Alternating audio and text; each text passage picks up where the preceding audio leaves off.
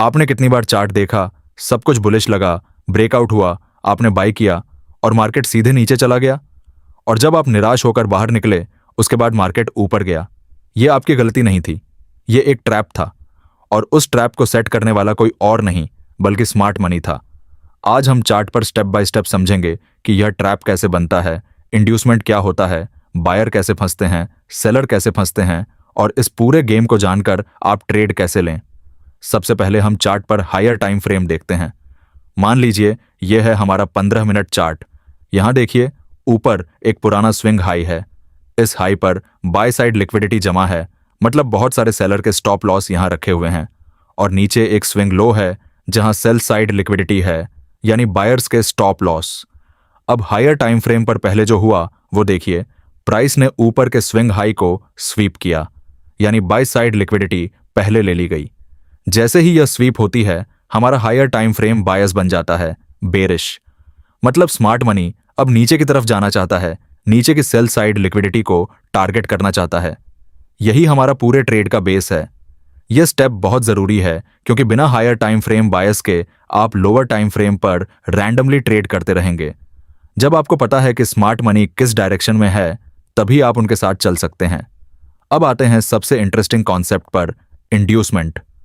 यह वो मोमेंट होता है जब स्मार्ट मनी आपको जानबूझकर एक फॉल्स सिग्नल देता है ताकि आप रॉन्ग साइड में एंट्री लें और उनकी पोजीशन बिल्ड होने में हेल्प करें। चार्ट पर देखिए, हायर टाइम फ्रेम पर बेरिश बायस बन चुका है। अब प्राइस नीचे आती है, लेकिन एकदम नीचे नहीं जाती, बल्कि पहले एक छोटा सा पुल बैक ऊपर करती है। यह पुल बैक देखने में बहुत बुलिश लगता है। एक या दो स्ट्रॉन्ग ग्रीन कैंडल्स बनती हैं। चार्ट पर एक इंटरनल हाई बनता है। और यहां रिटेल ट्रेडर्स क्या सोचते हैं? अरे, ट्रेंड पलट गया, अब बाएं करो। यही इंड्यूसमेंट है।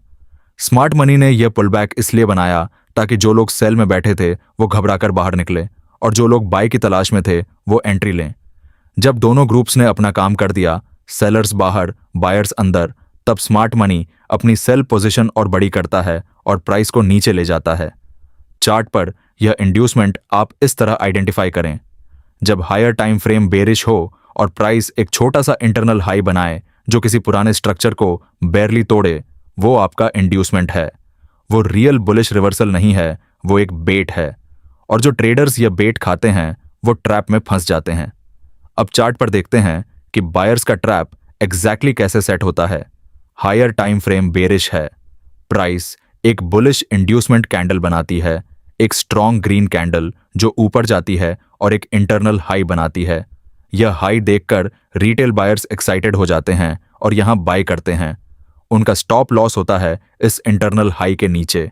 अब होता क्या है, स्मार्ट मनी प्राइस को थोड़ा और ऊपर ले जाता है, बस उतना जितना जरूरी हो ताकि ज्यादा से ज्यादा बायर्स एंट्री लें।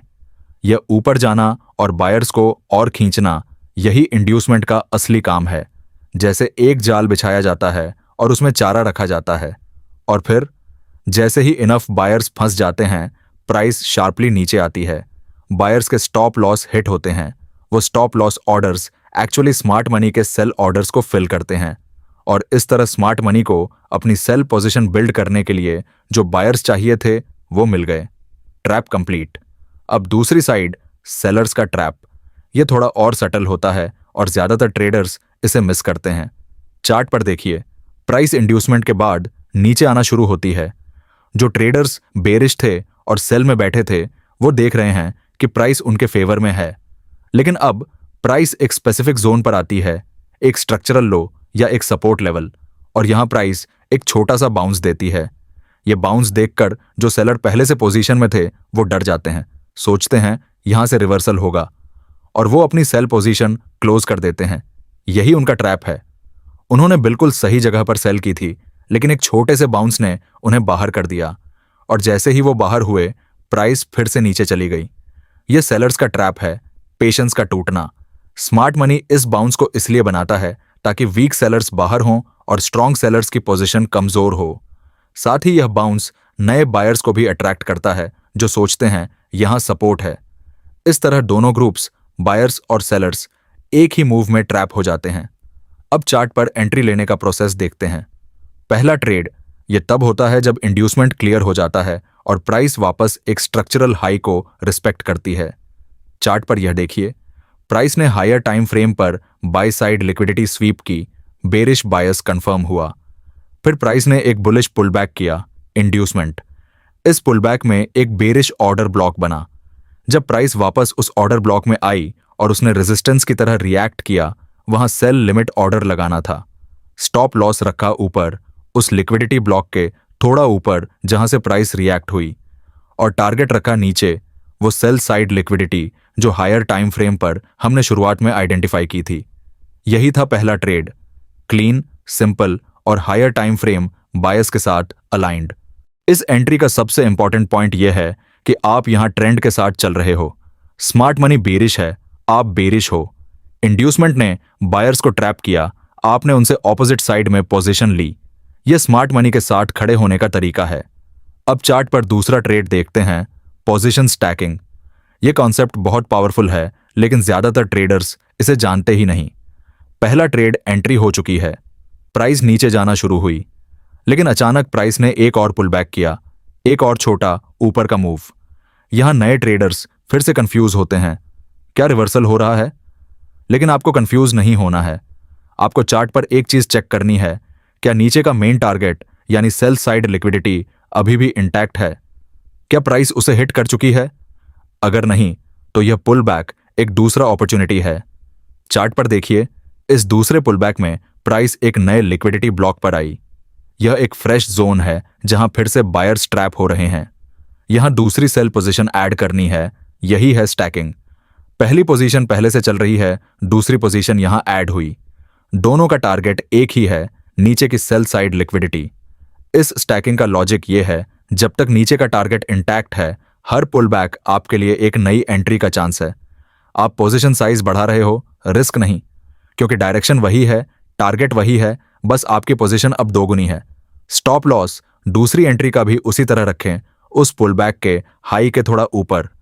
और जो पार्शियल प्रॉफिट पहली ट्रेड से बना है, उससे आपको कॉन्फिडेंस मिल रहा है कि डायरेक्शन सही है। तो दोस्तों, आज हमने चार्ट पर पूरी स्टोरी देखी। हायर टाइम फ्रेम पर बायस बना, बेरिश। स्मार्ट मनी ने इंड्यूसमेंट दिया, एक बुलिश पुलबैक जिसने बायर्स को ट्रैप किया और वीक सेलर्स को बाहर किया। पहली एंट्री उस पुलबैक में बने ऑर्डर ब्लॉक पर, टारगेट सेल साइड लिक्विडिटी। दूसरी एंट्री एक नए पुलबैक पर, स्टैकिंग, जब तक मेन टारगेट इंटैक्ट था। यही है स्मार्ट मनी का गेम और यही है उनके साथ ट्रेड करने का तरीका।